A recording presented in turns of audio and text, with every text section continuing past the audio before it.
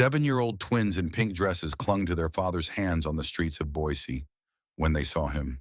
An old German shepherd, bones jutting, chained beside a sign that read, $5 for the beast. The girls begged, tears streaming, "Daddy, please save him." Sergeant Marcus Caldwell, a war-scarred soldier who had survived bullets and bombs, suddenly realized the real battle wasn't overseas. It was right here in front of his daughters, in the eyes of a dying dog that still refused to give up. The late afternoon sun of Boise, Idaho, hung low in the sky, casting long, amber shadows across Main Street. The air shimmered faintly with the heat of summer, and every red brick storefront seemed to glow as if alive. Sergeant Marcus Caldwell moved slowly down the sidewalk with his twin daughters in tow, his boots striking the pavement with a steady, disciplined rhythm that betrayed his years of service in the U.S. Army. At 41, Marcus was tall, broad-shouldered, his frame still hard as if he had never left the battlefield, though his face betrayed the quiet wear of time. His hair, once jet black, was cut short in military fashion and streaked now with silver around the temples, the inevitable mark of long deployments and nights without rest. His eyes were a striking steel gray, sharp and observant, yet dulled by the grief that never quite left him, the grief of losing his wife 3 years earlier to illness, leaving him with two little girls and a heart he did not know how to heal. He carried himself with the rigid discipline of a soldier, but inside his chest there lingered a silence, a wound deeper than any scar of war. On either side of him skipped his daughters, Isla and Nora, 7 years old and nearly indistinguishable from one another except to their father. They both wore pale pink dresses, faded from many washes, their hems slightly frayed at the edges. Their golden hair fell in loose waves, tied back by cheap ribbons they had insisted on wearing because, as they often said, "Mom would have wanted us to match." Their faces were round, soft, and bright with the innocent joy that even sorrow had not stolen. Where Marcus's eyes carried burden, theirs gleamed with wonder, each glance darting towards store windows, ice cream stands, and the occasional stray balloon drifting overhead. Lila was the louder of the two, quick to ask questions, curious and bold. Nora, by contrast, was quieter, her voice soft but her gaze perceptive, as though she carried within her the deeper echoes of their mother's gentleness. As they reached the corner near the bus stop, Marcus's steady stride slowed. There, slouched against the cracked wall of an abandoned laundromat, sat a man who looked like he had been carved from hardship itself. His name, though Marcus did not yet recall it, was Earl Duggan, a drifter in his late 50s whose leathery skin was baked by years under sun and wind. His beard was thick, streaked with gray, and unkempt, spreading like ivy across his hollow cheeks. He wore a plaid shirt faded almost to gray, its sleeves frayed, and jeans torn at the knees, with boots that seemed held together more by dirt than by stitching. His eyes shifted restlessly, both wary and sly, as if forever calculating who might pass and whether they might give. He had once worked as a trucker, so rumor said, until debts and drink carved his life down to this sidewalk corner. But it was not Earl that made the twins stop. It was the creature beside him. Tethered loosely by a fraying rope sat an old German shepherd. His fur, once a proud sable and tan coat, was dulled by grime and time, patches of gray scattering across his muzzle and legs. His ribs pressed sharply against the thin layer of skin, each breath a visible effort. One ear stood erect while the other bent awkwardly, as though broken years ago and never healed. His back leg trembled with each attempt to shift his weight, the mark of an old fracture left untreated. Yet none of this struck harder than the dog's eyes.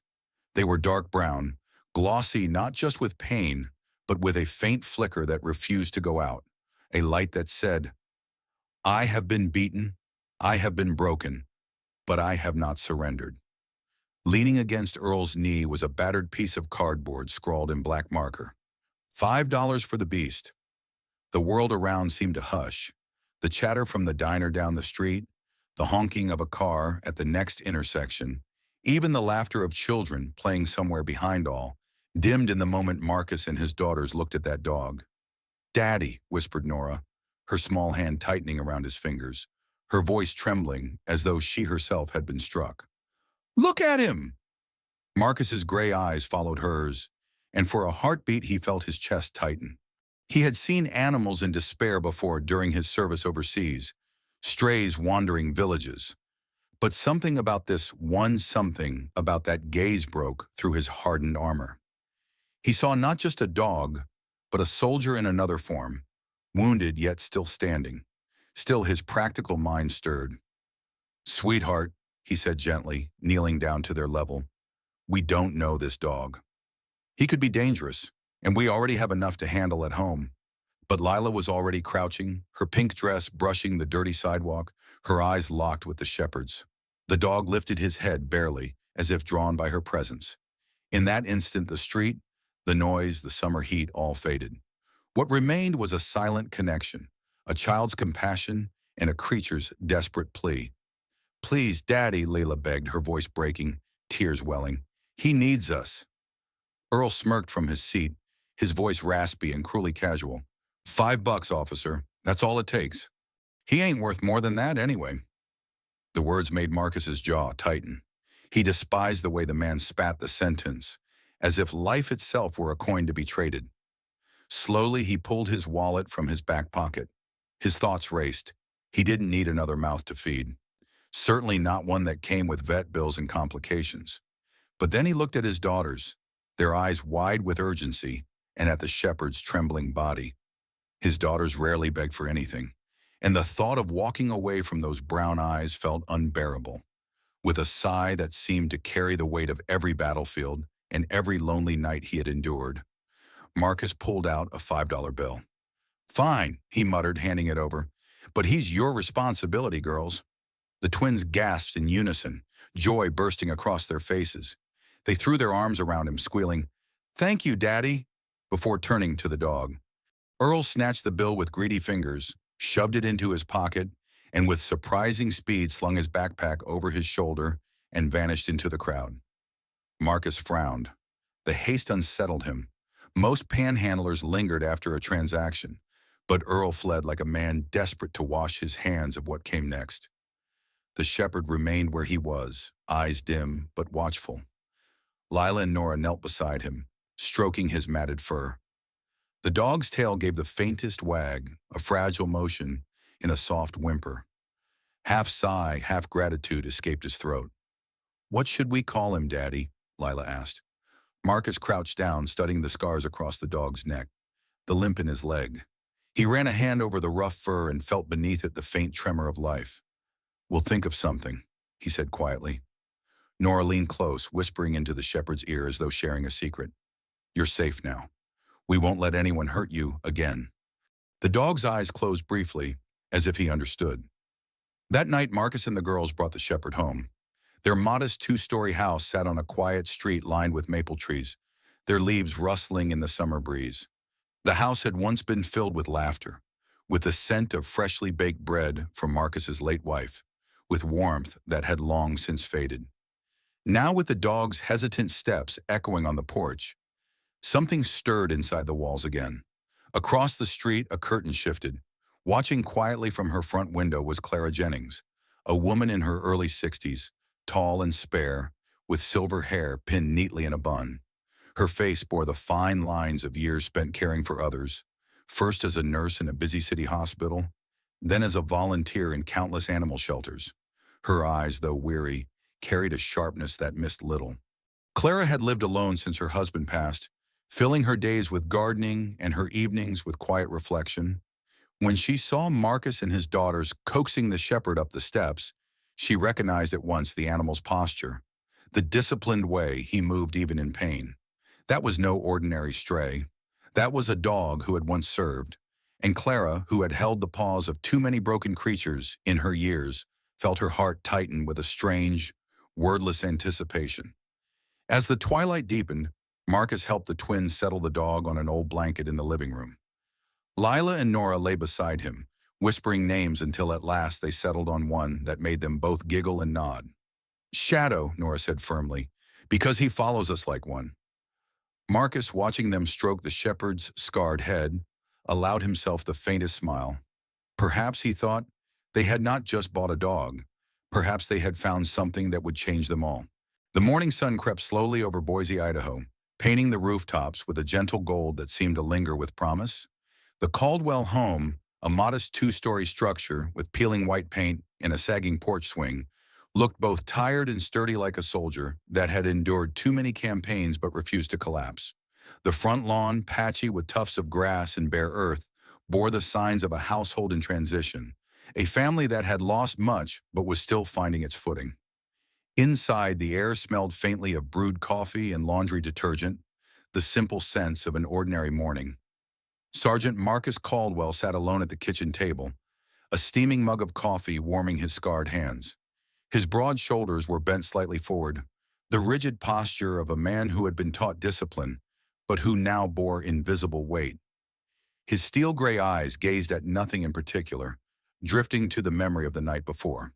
He could not shake the image of Shadow's eyes, dark, bottomless wells that seemed to carry sorrow and dignity in equal measure.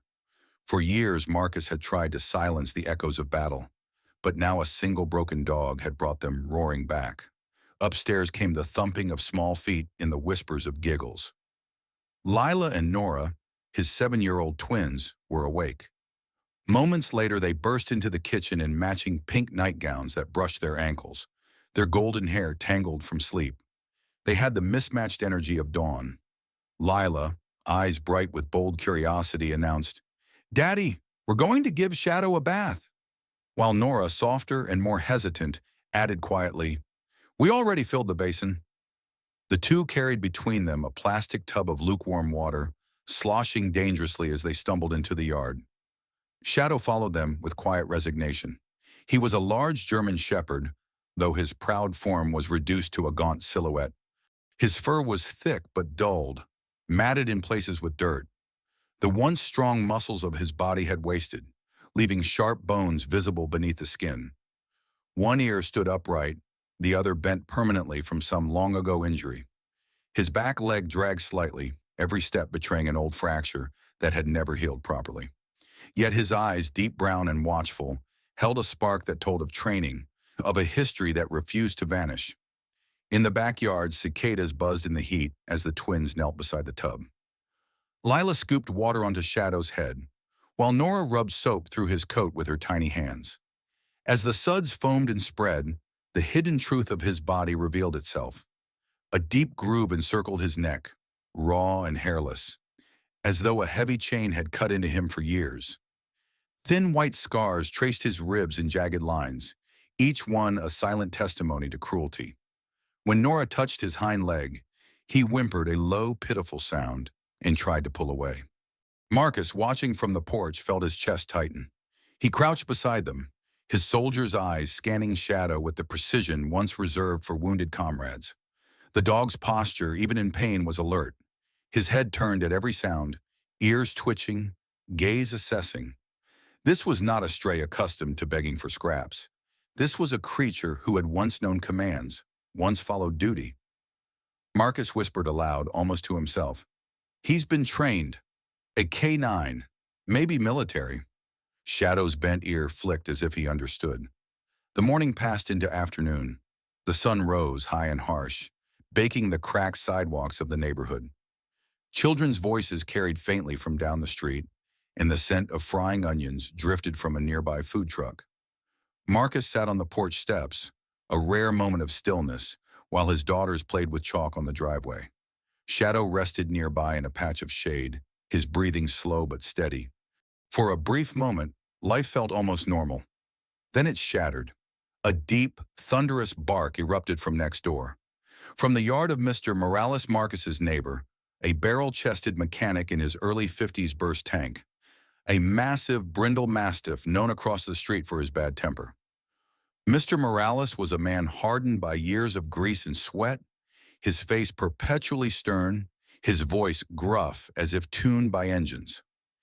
He had inherited Tank from his son, who had left for California, and though he claimed to have control, everyone in the neighborhood knew otherwise. Tank slammed against the fence, snarling and frothing, his huge paws clawing at the wood as if it were paper. The boards rattled dangerously with each impact. His teeth gnashed, white against the shadows, his bark booming like artillery fire. The twins froze mid-step, their chalk clattering to the pavement.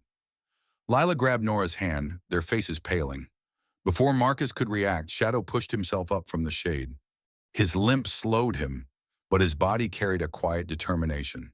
He planted himself firmly between the girls and the fence, his stance wide, his tail stiff. He did not growl, did not bark. He simply stood, silent and immovable, his gaze locked on Tank's frenzy with calm defiance. Tank barked once more, slamming his weight against the boards. But then, perhaps sensing the resolve before him, the Mastiff paused, pacing, then slunk away into his yard. Silence returned. Lila and Nora collapsed against Shadow, wrapping their arms around his scarred neck. "He protected us," Lila whispered, her voice thick with awe. Marcus, standing on the porch, felt something shift inside him. Even broken, even scarred, Shadow was a guardian. That evening, the air cooled as cicadas gave way to the rhythmic song of crickets. The sky over Boise turned to indigo, streaked with fading crimson. Marcus sat alone in the backyard, Shadow lying at his feet beneath the old maple tree. His daughters were inside, their voices drifting faintly as they argued over bedtime stories. Marcus stared at the horizon, but what he saw was not Boise. It was sand, smoke, and the faces of men he would never see again. He remembered Sergeant Halpern, a stocky man with a booming laugh, who had once dragged Marcus out of the wreckage of an explosion. Days later, Halpern was gone, ambushed in a raid Marcus still relived in nightmares. Survivors, Marcus knew, carried more than their bodies home. They carried the silence of those who never returned. Looking down at Shadow with his scars and bent ear, Marcus felt kinship. They were both remnants of battles others had forgotten. It was then a soft voice interrupted. "Evening, Sergeant." At the gate stood Clara Jennings. In her early 60s, tall and slender, her silver hair swept into a bun, Clara carried herself with the poise of a woman who had spent decades steadying others. Her face bore fine lines carved by long shifts in emergency rooms and long nights at animal shelters. She held a wicker basket, inside which were bottles of antiseptic, rolls of clean bandages, and a small jar of balm that smelled faintly of lavender and thyme. "I thought he might need these," she said. Her voice was low, carrying both authority and gentleness. Marcus rose, surprised yet grateful, and opened the gate. Clara stepped through with quiet confidence, her eyes falling at once on Shadow. She knelt, ignoring the dirt beneath her dress, and extended a hand. Shadow twitched but did not pull away. Slowly he lowered his head, allowing her touch. Clara stroked the fur along his scarred neck, her eyes narrowing as she traced the deep groove. "This dog has seen cruelty," she murmured. "But see the way he watches your girls? That's not fear. That's training. Someone shaped him, used him, and when he was no longer useful, they discarded him." She worked with practiced hands, dabbing antiseptic and wrapping fresh bandages. As she did, she spoke again, her tone dropping lower. "There are whispers in town about the old warehouses by the rail tracks. They were supposed to be closed years ago, but folks say they still hear dogs out there at night yelps, chains dragging, the kind of sounds that stay in your bones. I've even seen vans heading that way, unmarked, always after midnight." Marcus's jaw tightened. "You think he came from there?" "I can't prove it," Clara said, standing slowly, wiping her hands on a cloth. Her sharp gray eyes held his. "But I know cruelty when I see it. And this one? He survived something organized, something ugly." The night breeze stirred, carrying with it the faint scent of oil and metal from Morales' garage. Inside, the twins' laughter rang faintly, oblivious to the weight pressing on their father. Marcus glanced at Shadow, the dog's body resting but his eyes still scanning, and felt the tug of a path he had not intended to walk.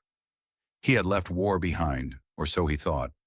But here was another battle creeping into his life, not with guns or uniforms, but with scars and secrets, with forgotten truths that cried out to be unearthed. Later, long after his daughters had drifted into sleep, Marcus sat at the kitchen table with Clara's basket of supplies beside him.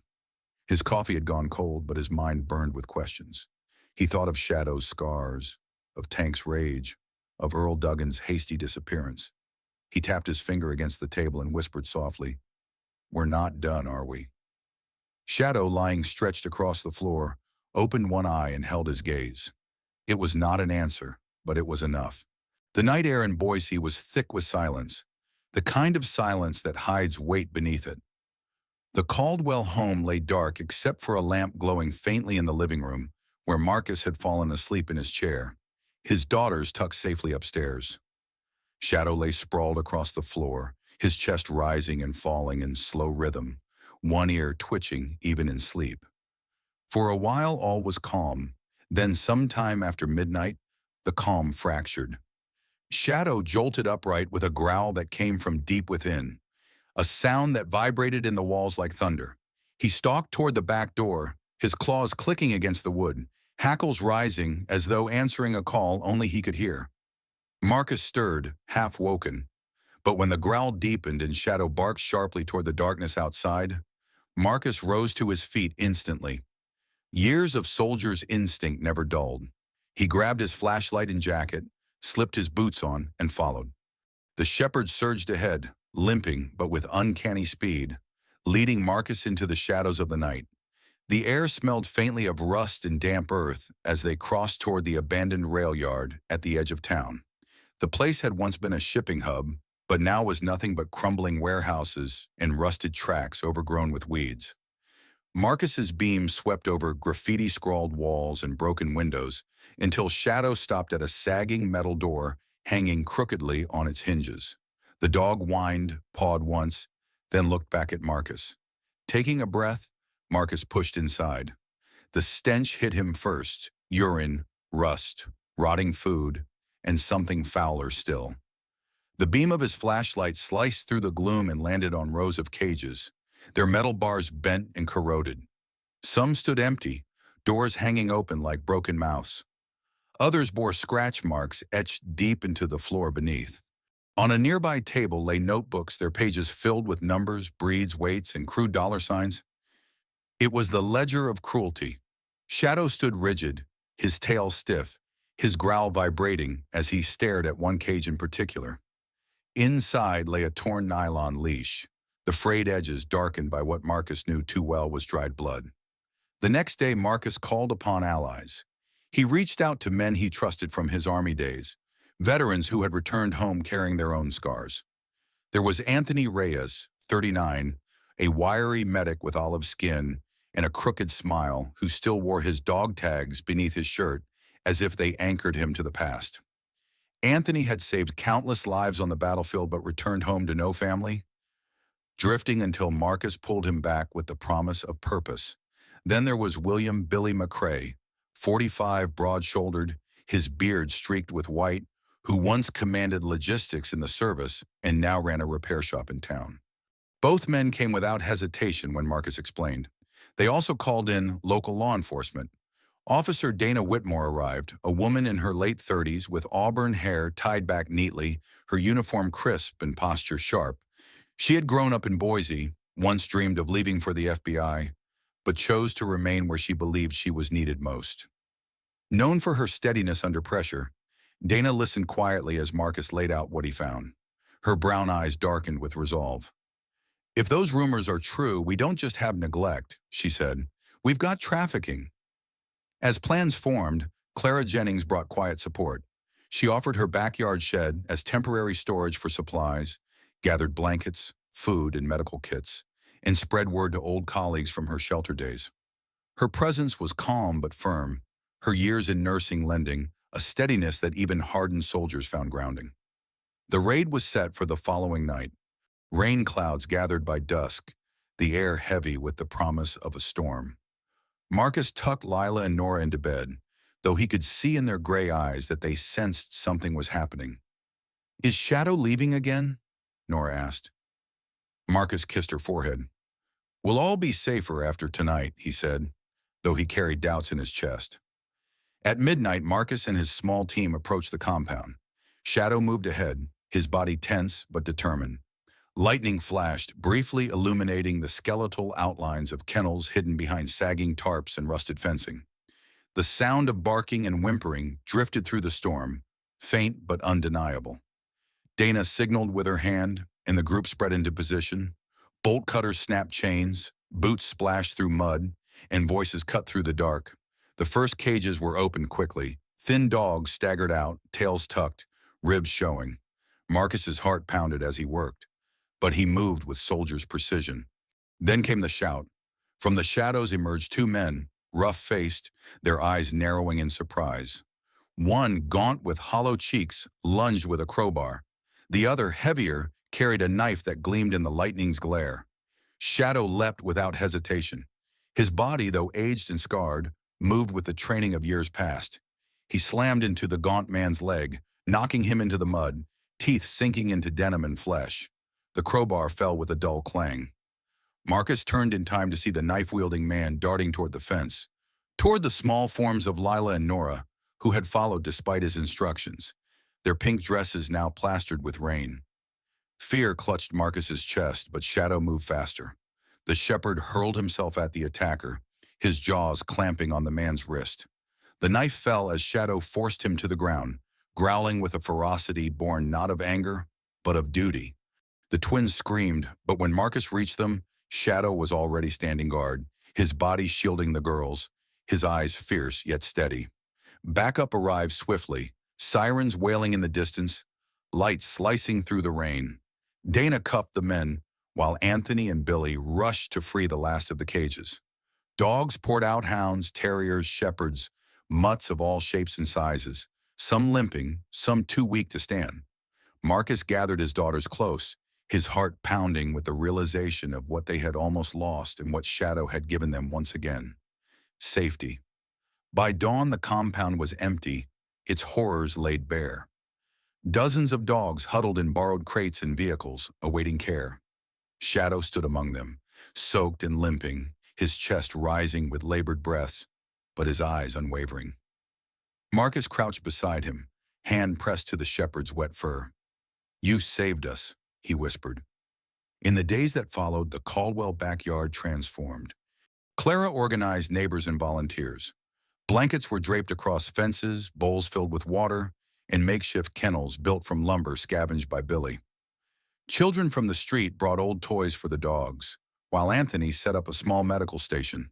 Lila and Nora painted a wooden sign with shaky letters, "Safe Haven Kennels."